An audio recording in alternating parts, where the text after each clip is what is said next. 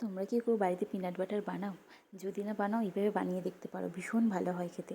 তো আমি যেভাবে বাড়িতে বানাই বা আজকে বানিয়েছি সেইভাবে তোমাদেরকে শেয়ার করলাম। জাস্ট বাদামটাকে ড্রাই রোস্ট করে নেব, নিয়ে খোসাটাকে ছাড়িয়ে নিয়ে এবারে জাস্ট লবণ দেবো অল্প একটু, আর দিয়ে দেবো মধু।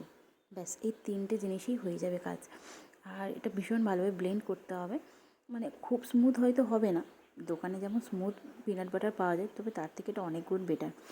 তো এটা এইভাবেই রেডি হয়ে যাবে। আর ভীষণ ভালো, এটা আমি বিশেষ করে মেয়ের জন্য বানিয়ে রাখি। ভীষণ ভালো হয় খেতে, হয়তো অত স্মুথ হয় না কিন্তু ভীষণ ভালো হয়। আর যারা যারা ভাবছো এখনও পিনাট বাটার বানাবে তারা তাড়াতাড়ি বানিয়ে নিতে পারো, ভীষণ ভালো হয়। আর বানিয়ে আমাকে কমেন্ট করো কেমন হয়েছে খেতে, ভীষণ ভালো হয়।